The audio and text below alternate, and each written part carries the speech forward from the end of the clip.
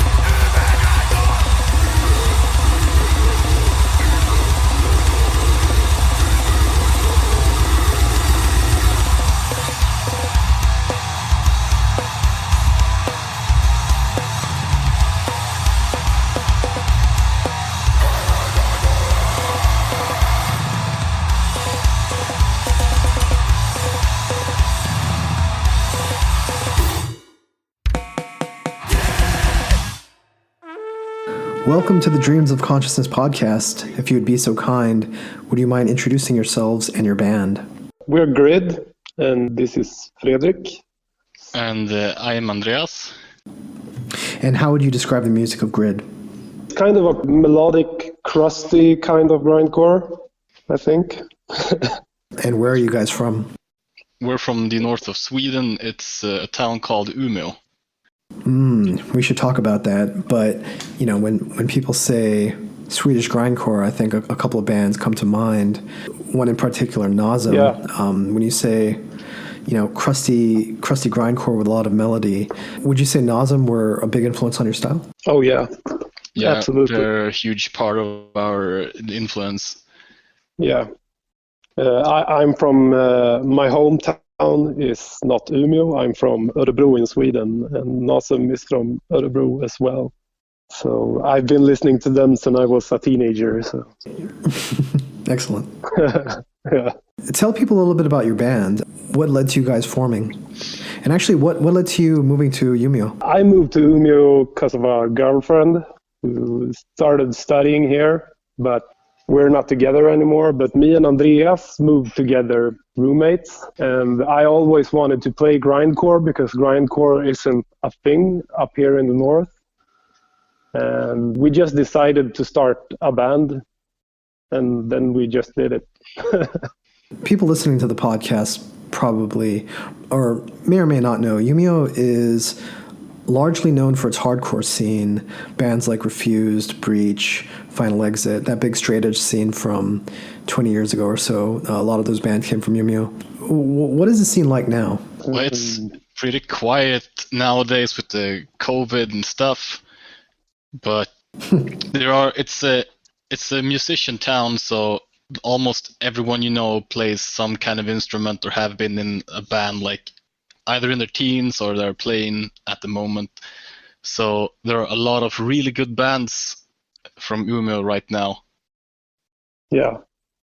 The scene is alive, but it's on pause right now. Yeah. I guess it was kind of going through a revival right before the COVID, because there were a lot of bands forming and a lot of shows playing, and then everything just hit the wall this winter. So when you say there aren't a lot of grindcore bands up north, who do you guys end up playing with? We play both with the punk and hardcore bands, but we also play with like bands from the metal scene. Like there's some black metal and some death metal up here. So yeah. Grid was formed in 2014, and you released your first EP shortly after that. Was your intention specifically just to play grindcore, or did you have any other reason for forming Grid beyond that? I think like I wanted to play grindcore, but we also wanted to kind of annoy the hardcore elite, if you want to call it, because like there's a lot of gatekeeping on the scene up here. So we just wanted to annoy them. I think like there was no, from the beginnings we had no other purpose than to just annoy people, I think. Yeah, we wanted to shake up the scene a bit. Yeah. And did it work? Yeah, I think so. I guess it worked. I don't know if the band started because of us, but a couple of bands started playing like crust and grindcore and power violence and stuff. Yeah. So I guess we did something at least. Yeah. When you say gatekeeping, can you expand on that idea? What form did that take? It's like some kind of elitism. There are a lot of old farts who decides which bands are cool and not. And sometimes they can like not harass, but like pick on people just because they wear the wrong badges on their vests or something. Like it's kind of, at the time when we started, it was more extreme than it is now, but it was a lot of like gatekeeping and only the cool names could play in bands and play on stage. So, and I don't think that's punk. Like that's just wrong. Was it people from established bands? Like how did they get to decide who gets to play and who doesn't? Like a lot of people that were arranging shows were established bands that took bands from other countries and other towns and made shows, and they decided which bands who was okay to play and not. It was kind of hard in the beginning, but it's loosened up a lot now, I think. But at when we started, it was kind of weird. So was it just the two of you? When we started, a bass player who kind of was with us when we formed the band, but I guess it was only me and Fredrik when we decided to like form the band and write songs. Yeah, and we wrote all the songs. So like the grid from the beginning was me and Andreas, and then Vilke came along and played bass for a while, but he wasn't interested in the more technical stuff. He's more hardcore crust punk. So after a while, he decided to leave the band, but there's no hard feelings. He wasn't up for the new stuff, so it was no problem. Was he on those early recordings? Yeah, he's on. We had a demo out, and then we released Umeå Grindcore. He plays bass on those two recordings. Yeah.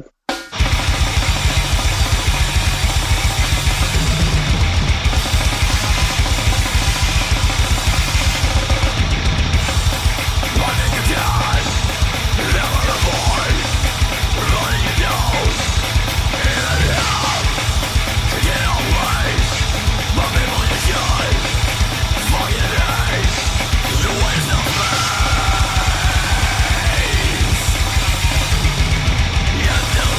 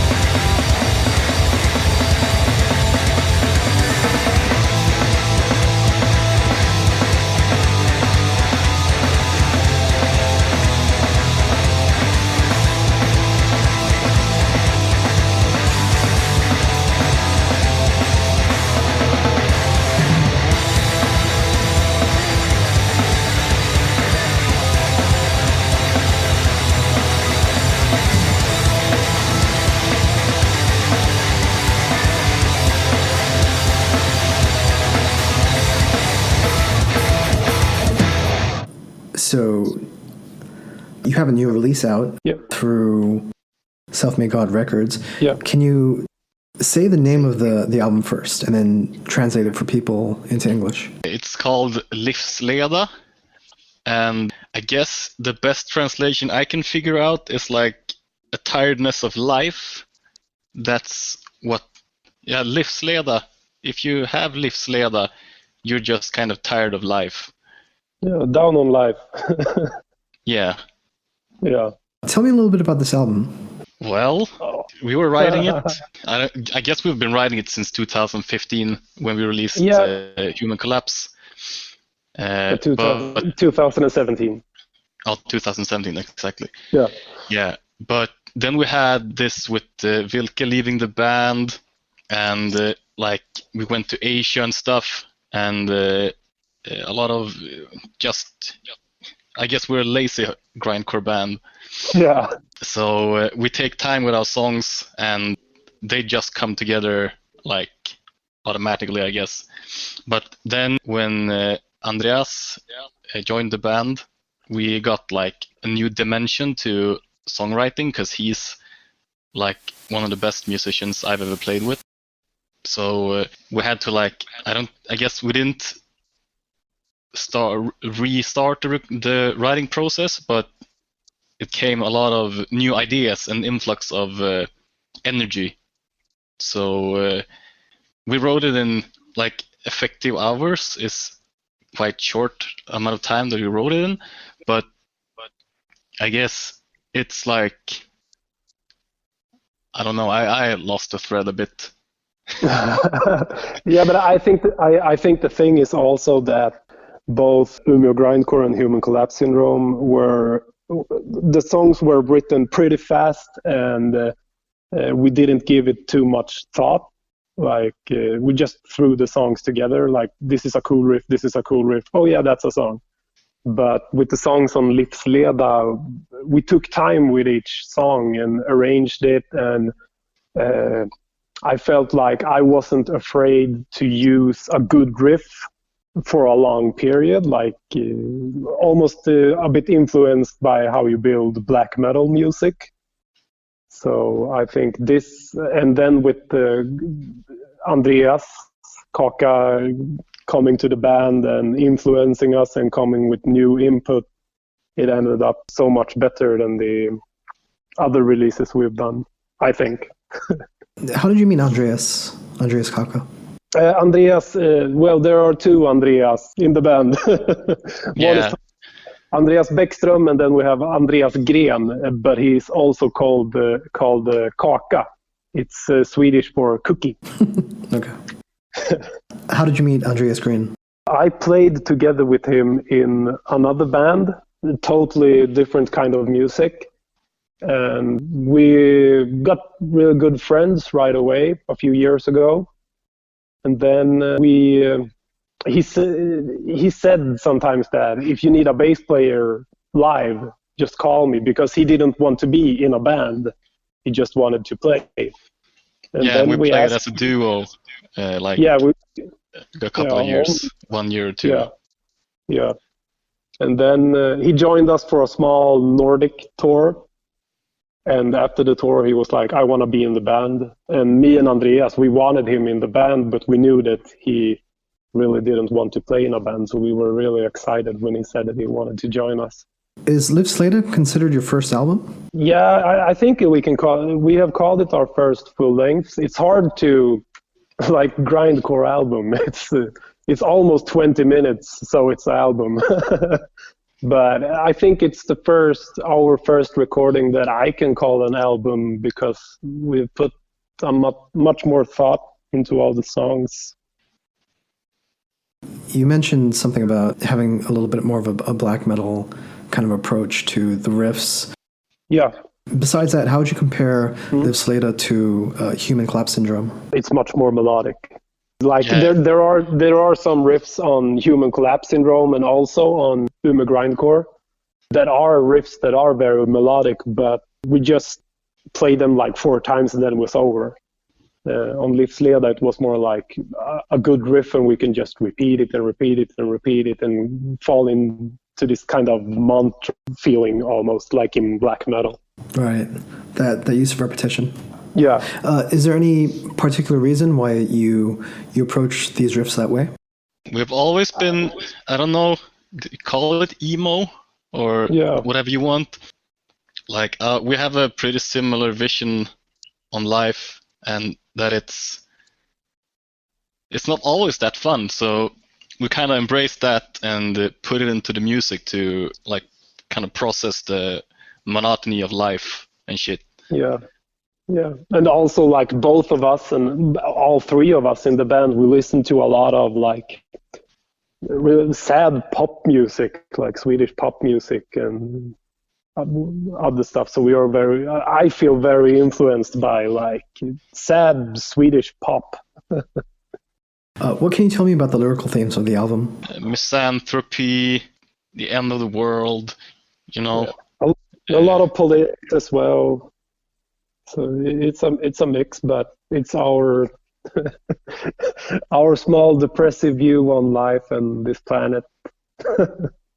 I mean, the album title refers to being tired of life. Is that something that runs through the album? Yeah, I would say so. It's a mix between anxiety, it's some kind of fear about shit going down, but also like some political things. I don't remember the title. I've been writing about like the right wing winds blowing through the world and how scary it is, and like we need to fucking stop before it's too late.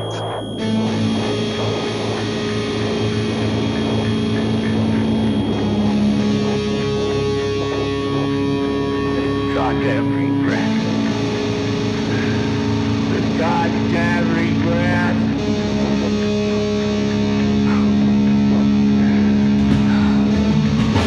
They'll die. They'll all die. And I'll tell you, but the biggest regret of my life, I let my love go. What does that do? Regret.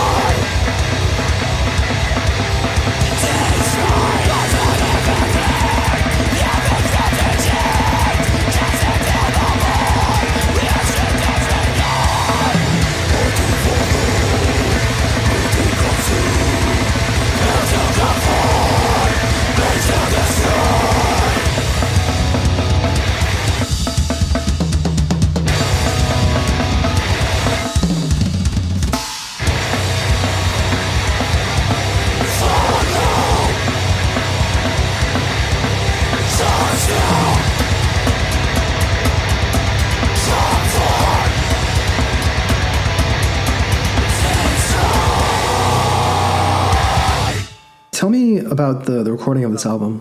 Where did you guys record it? We recorded it at Kaka's home studio. He has it's a small studio in the attic of his home. So we spent the weekend there to just record everything and annoy his neighbors a bit. It took some time because like we recorded all the instruments in one weekend, and then we had like a break for I don't know how many months. It was like 3 months, I think, and then we started recording the vocals. So it took some time. So all in all, it sounds like this was recorded pretty quickly. Yeah. Where did you record before you recorded this album with Kaka? We have tried different like studios. The first demo we just did it in our rehearsal room. Umeå grindcore, we rented a studio for like beginners bands in this town, and we just had a friend who recorded us and mixed us. And then Human Collapse Syndrome we recorded with Max Malmer at Malmer Productions, I think he's calling it. Yeah, he calls it Malmer Productions. Yeah. And he's done some other bands, nothing like Grid, but some other. All of the people that are recording us have been friends, so we're doing it for cheap. That's great. Yeah. So I understand that you guys actually have done a tour of Southeast Asia, including Malaysia. Yeah. Yes. Tell me about playing Malaysia. It was super hot. Yeah, super fucking hot. It was fucking. I fucking passed out between songs because it was so hot. It's like nothing like the climate up here. So, but it was super fun. Yeah, if you like, the people there were super friendly, super psyched, and they were like the hardest hardcore punks I've ever seen in the world. All of Southeast Asia are badass guys. Yeah, but still there's so much love on the scene. Like up here, it's kind of harsh and like cool, but down there, sure, it's cool and aggressive, but at the same time, it's just love and respect. And I fell in love with it. Like the scene it's true and kind scene. What do you mean by the hardest hardcore punks you guys have ever seen? Well, you guys live more like it felt more real. I mean, you had everyone was wearing battle jackets and patches on their pants and stuff, and everyone was like, the mentality is very different from up here. It was like a pure love for music, not some kind of bullshit. No realistic. Social ladder climbing because you're in a cool band. No. Okay, interesting. It was true, like real punk. Yeah. Interesting. How many countries did you guys end up playing? It was a short but intense tour. We played Thailand, Malaysia, Indonesia, and the Philippines. Oh wow! Yeah, that's pretty cool. Yeah. We had a lot of fun. Do you remember where in Malaysia you guys played? Was it Rumapi? Johor Bahru, I think it was called. Ah, okay. Maybe. So you didn't play the capital? No. No, sadly we didn't. Okay. No. I was trying to figure out why I didn't hear about you guys playing, but that would make sense. Did you guys play Singapore as well? No, we didn't play Singapore, but we took a couple of days off just to see the city. Okay, cool. Yeah, I think we wanted to play Singapore, but we didn't find a show, and there were a lot of different people booking shows before the tour, so it was hard to keep track on where we actually were going to play. So we ended up having a really nice vacation in Singapore. Yeah, Malaysia actually has a really big grindcore scene. I've been saying for about, I don't know, maybe about 8 years now that Malaysian grindcore should be a term just like Swedish death metal or Norwegian black metal or something like that. Yeah, all the bands kick ass. And we realized it both in Malaysia and Indonesia. Like all the bands playing before us were so much better. Like we were the suckiest band every evening. I was super impressed. Like the quality of the music was insane. Excellent. Well, I'm glad you guys had a good time. Some of these DIY tours can kind of go either way. Do you know what I mean? Like, either you have a really great time and you make a lot of friends, or your stuff gets lost and your shirts get stolen, stuff like that. Yeah. We had a super good time, so we really want to do it again. And like when hopefully this pandemic will disappear someday, and maybe we can come do it again. Yeah, absolutely. And hopefully, if I'm around, I would absolutely love to see you guys play. Yeah. You're more than welcome. Cool. So, Livsleda is the new album by Grid, and it's out now through Self-Made God Records. Tell people what the best way to order the album is. Best way is probably to order it through Self-Made God. Yeah, Carol is fast, so you will get the stuff on time. Like we have some records and shirts, but we'll probably sell them mostly like on the shows and stuff. But if you want to download the album, you can go to our Bandcamp and download it from us. And then you're supporting us. And you can also download all the other EPs we have released on our Bandcamp. And is there a vinyl version of this album? No, not yet. But hopefully in the future. Yeah. And if people want to follow Grid online, what's the best way they can do that? I think the best way is to go to our web page, and then you can follow all the links from there. And it's just grindcore.se. And you guys are on Facebook and Instagram and all that stuff, right? Yeah. Is there anything else you guys want to say? Yeah, I just want to say I'm super stoked about releasing this record. Like the few reviews I've written is really fun because people either they hate it or they love it, and I think we made a good impression with it. So I'm just super stoked to see like what people will think about it.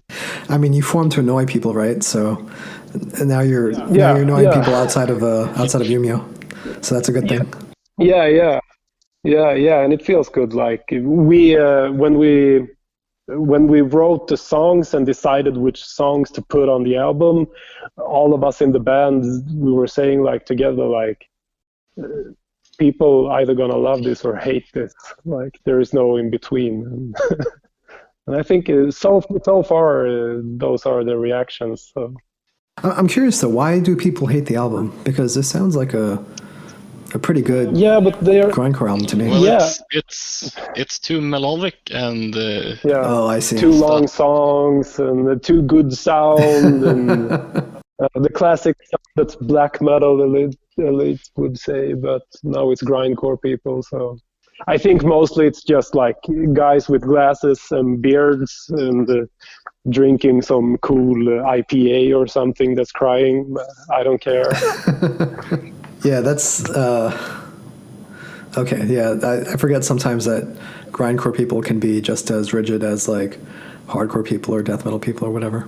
Yeah. But I think, like we were talking before, like it's a totally different thing. Like when we were in Southeast Asia compared to like the north of Europe. Like there's a lot. Like there was a short period when there were like a lot of hipsters in like Sweden and Norway listening to grindcore just because you had to. But they didn't know anything about the culture or the heritage of grindcore. Right. And that's fucking annoying.